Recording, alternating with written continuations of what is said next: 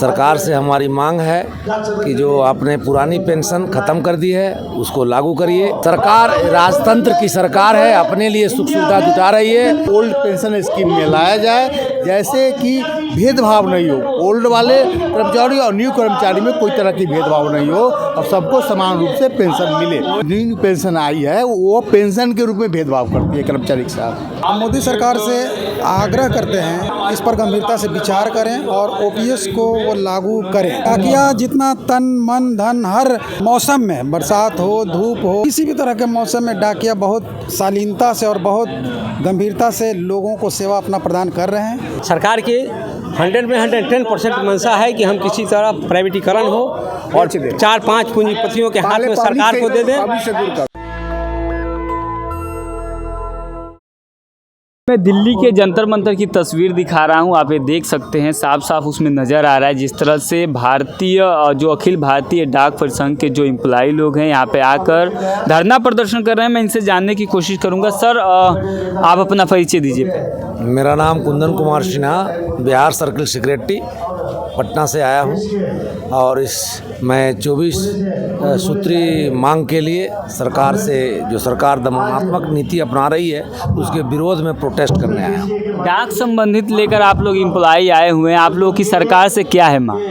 सरकार से हमारी मांग है कि जो आपने पुरानी पेंशन ख़त्म कर दी है उसको लागू करिए और नई पेंशन के जगह पर जो आपने यूपीएस नाम बदलकर एनपीएस का नाम बदलकर यूपीएस लाए हो इसको ख़त्म करो। बिल्कुल पुरानी पेंशन की व्यवस्था होनी चाहिए। लेकिन जो सरकार है वो एनपीएस तो दे ही रही है। एनपीएस अपने पैसा का ही वो इंटरेस्ट लगाना होता है। जो सरकार, जब मैंने पूरे ज़िंदगी देश की सेवा विभाग के नाम से किया है, वह सेवा को इन्होंने बर्बाद करके बुढ़ापे में हमको हमारे पैसा का ही सूद देती है। इसीलिए हमको वो पेंशन नहीं चाहिए, हमको बस पुरानी पेंशन ओल्ड पेंशन चाहिए जिससे हमारा बुढ़ापा कट सके। एनपीएस से प्रॉब्लम क्या है सर? एनपीएस में कुछ है नहीं। एनपीएस मेरे वेतन से ही कटौती की गई रकम को सरकार जमा रखती है 40% और उसका सूद से भी कम देती है। इसीलिए हमको किसी भी रूप में पसंद नहीं है। लेकिन ओपीएस जिस तरह से ओल्ड पेंशन स्कीम को लेकर देश भर में जो मांगे हो रही है, सरकार इसको मानने को तैयार नहीं है। सरकार राजतंत्र की सरकार है, अपने लिए सुख सुविधा जुटा रही है और जो देश के विकास में अपना पूरे 30 साल 35 साल का योगदान देती है उसके योगदान को सरकार नकार रही है। डाक संबंधी क्या आप लोग? डाक संबंधी हमारा नियम जो सरकार जो चाह रही है, सरकार की नीति है, यह डाक विभाग हिंदुस्तान का सबसे बड़ा वित्तीय संस्थान है जो गांव देहात घर घर तक इसकी सेवा है और हम गांव से जुड़े हुए हैं। इसी जड़ को सरकार काटकर हमारी शक्ति को कमजोर करना चाहती है। अभी डाक जो संस्था है, डाक में कितने एम्प्लॉय होंगे देश भर में? लगभग 4.5 लाख हम लोग एम्प्लॉय हैं और देश का दूसरा सबसे बड़ा ये विभाग है। तो क्या लग रहा है कि देश भर से जो डाक से संबंधित जो एम्प्लॉई लोग हैं वो यहाँ पे आए हैं? संख्या बहुत कम दिख रही है। संख्या, चूँकि छठ का समय था, पूजा त्यौहार था, गाड़ी में टिकट नहीं मिल पा रहा था, फिर भी हम अपने बिहार सर्किल से लगभग 35-40 आदमी आए हैं। आपने मिनिस्ट्री गवर्नमेंट आप इंडिया का लगा रखे हैं, जिस तरह से आप पटना में भी है डाक विभाग का लगा हुआ है। लेकिन बात किया जाए जिस तरह से डाक जो दान प्रदान करने के लिए किया जाता था, लेकिन आज का जो दौर है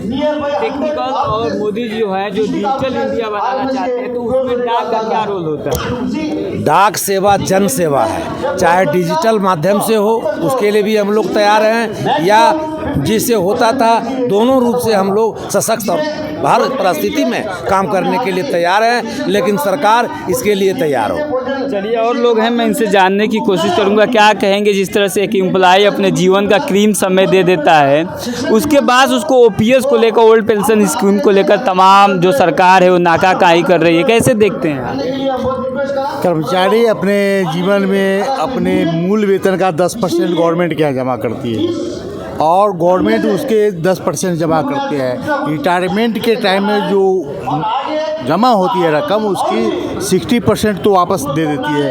40% जो गवर्नमेंट के पास रहती है, जो नेशनल पेंशन स्कीम के तहत, वह जो हमारा 10 लाख रुपया अगर कर्मचारी को जमा हो गया है, अगर वो व्यक्ति अगर रिटायर किया है तो उसको मात्र 800 रुपया पेंशन के रूप में मिल रहा है। अब 10 लाख रुपया का जो ब्याज होता है उससे भी उसकी कम पेंशन मिल रहा है। तो हम लोग की मांग है कि गवर्नमेंट जो है सो हमको ओल्ड पेंशन स्कीम में लाया जाए, जैसे कि भेदभाव नहीं हो, ओल्ड वाले कर्मचारी और न्यू कर्मचारी में कोई तरह की भेदभाव नहीं हो और सबको समान रूप से पेंशन मिले और वो सामाजिक सुरक्षा हो। ओल्ड पेंशन स्कीम अगर चालू होता है तो जो न्यू ज्वाइनिंग है और जो पुरानी ज्वाइनिंग है उसमें किसी तरह का भेदभाव नहीं है। ज्वाइनिंग अगर एम्प्लॉय की ज्वाइन होती है तो उसमें कोई भेदभाव नहीं है, ज्वाइनिंग में सेम है। लेकिन 1/1/2004 से जो न्यू पेंशन आई है वो पेंशन के रूप में भेदभाव करती है कर्मचारी के साथ और इससे सामाजिक सुरक्षा जो है कर्मचारी की समाप्त हो जाती है। 1/1/2004 से हमारे कर्मचारियों की जो सामाजिक सुरक्षा है वो समाप्त हो जाती है। इस पर बहुत से शिक्षाविद विशेषज्ञ लोग भी टिप्पणी कर चुके हैं। चलिए, तो ये देख सकते हैं तस्वीरें मैं दिखा रहा हूँ जिस तरह से जो एक पोस्टमैन होता है उसका जो गांव-गांव में जाके वो डाकिये के रूप में भी गांव के लोग उनको जानते हैं, उनको आमतौर पे वहाँ के डाकिया भी कहा जाता है। जिस तरह से वो घर पे चिट्ठी हो, चाहे कोई मनी आर्डर होता है, चाहे किसी भी तरह की कागज़ पत्तर जिस तरह से भेजा जाता है वो काम करके उनको उनके घर तक सही सलामत पहुंचाते हैं। लेकिन आज उनको ये देख सकते हैं किस तरह का उनका दुख और दर्द जो है वो लेकर दिल्ली के जंतर मंतर पे प्रदर्शन कर रहे हैं। एक भाई साहब हैं, इनसे जानने की कोशिश करूँगा। सर, थोड़ा डाकिये के बारे में समझाइए। देखिए, डाकिया पूरे ऑल भारत के एक ही भी व्यक्ति नहीं छूटता है उससे जुड़ा हुआ। इस पोस्टमैन को अब ऐसा सिस्टम लाया जा रहा है, सेंट्रलाइज सिस्टम। 20 पोस्ट ऑफिस को एक जगह 20 किलोमीटर दूर पर एक ही जगह से डिलीवरी का प्रोसेसिंग चालू किया जा रहा है। उससे यह दिक्कत है कि पब्लिक को जब कोई काम रहे पोस्टमैन से मिलने के लिए तो पब्लिक को 20 किलोमीटर दूर जाकर पोस्टमैन से मिलना पड़ेगा। तो ये भावना दूरी बढ़ाने की है। इस तरह से तो जो आप बता रहे हैं कर्मचारियों में भी कमी आएगी। कर्मचारी भी कमी है, कर्मचारी को परेशानी बहुत बढ़ेगी। 20 किलोमीटर जाना आना, मानसिक तनाव, शारीरिक नुकसान और पब्लिक से दूर सबसे बड़ी समस्या है कि पब्लिक से दूर हो जाए। को कहाँ वो समस्या हो रही है? उसमें तो सबसे ज़्यादा समस्या आम जनता को होगी। आम जनता और कर्मचारी दोनों को होगी। विभाग को खत्म करने की सब सिस्टम दूरी बढ़ाया, पोस्टमैन का शारीरिक नुकसान हुआ, उतनी समय 20 किलोमीटर जाकर डिलीवरी करना पड़ेगा और पब्लिक से दूर हो जाएगा। फिर मुलाकात नहीं होगा, पब्लिक का समय से काम नहीं हुआ, मुलाकात नहीं होगा, 20 किलोमीटर जाना पड़ेगा, पब्लिक को ही परेशान है। अब ये जो धरना प्रदर्शन है इसमें कहाँ की संस्था देश भर से लोग पूरे ऑल इंडिया से आए हैं, पूरे ऑल इंडिया से आए हैं लोग। ये सभी जो यूनियन के लीडर्स हैं, डिवीजनल सेक्रेटरी हैं, सर्किल सेक्रेटरी है, सिर्फ वही लोग कॉल पर आए हैं। पूरे विभाग का कर्मचारी नहीं आए हैं, उन्हीं लोग का संगठन का बुलाया गया था, वही लोग हैं। ज़्यादा कर्मचारी देख सकते हैं, मैंने तस्वीरें आप लोगों को दिखा रहे हैं। क्या कहेंगे सर, जिस तरह से आप हमारे चैनल के माध्यम से देश भर के लोगों से और सरकार को क्या संदेश? नेशनल दस्तक चैनल को मैं बहुत बहुत धन्यवाद देता हूँ। ये जो आंदोलन हो रहा है ओपीएस मुख्य लड़ाई है। हम मोदी सरकार से आग्रह करते हैं कि ओपीएस पर विशेष तौर पर ध्यान दें। ओपीएस नहीं होने की वजह से कर्मचारियों में बहुत ज़्यादा मायूसी है, भीतर बहुत ज़्यादा उदासी है। तो उनसे विशेष आग्रह रहेगा कि वो दिल से वो इस पर गंभीरता से विचार करें और ओपीएस को वो लागू करें, बहुत अच्छा रहेगा। और साथ साथ हम उनसे ये भी मांग करते हैं कि ग्रामीण डाक सेवक जो हैं गांव में, जो 4 घंटे का 5 घंटे का वर्क कर रहे हैं, उनका वेतन बहुत कम है, उन पर विशेष तौर पर ध्यान देना चाहिए। उनको वहाँ जो सैलरी मिल रही है, जिस हिसाब से वो सेवा दे रहे हैं, डिजिटल सब मोदी जी का है, वो सब डिजिटलाइज हो रहे हैं। सारे बीपीएम से ABPM में सब इलेक्ट्रॉनिक सिस्टम से गांव में लोगों को सेवा प्रदान कर रहे हैं। उनके भी सैलरी में बढ़ोतरी करने की वो उनसे हम डिमांड करते हैं। विशेष तौर पर ये 2 चीज़ पर उनसे विशेष आग्रह है कि ध्यान दें। ये देश के लिए, कर्मचारियों के लिए, आने वाले पीढ़ियों के लिए बहुत लाभदायक सिद्ध होगा। मोदी जी, मेरा आपसे एक क्वेश्चन है। डाकियों पे हमेशा आरोप लगता है कि वो लोग जातिवादी करते हैं किसी का। पहले पुराने ज़माने में, आज भी अगर किसी व्यक्ति का ज्वाइनिंग लेटर आता है तो डाकिया फाड़ के फेंक देता है, क्या ऐसा होता था? नहीं नहीं, ऐसा नहीं है, ऐसा नहीं है। डाकिया जितना तन मन धन हर मौसम में, बरसात हो धूप हो या किसी भी तरह के मौसम में, डाकिया बहुत शालीनता से और बहुत गंभीरता से लोगों को सेवा अपना प्रदान कर रहे हैं। चिट्ठियों को आदान प्रदान बहुत सिस्टमेटिक ढंग से। भेदभाव फैलाया जाता है, ये भ्रम, ये सब झूठ मूठ का बात फैलाया जाता है, ऐसा कोई सच्चाई नहीं है। पोस्टमैन बहुत उदारता के साथ अपने क्षेत्र में अपनी सेवा प्रदान कर रहे हैं।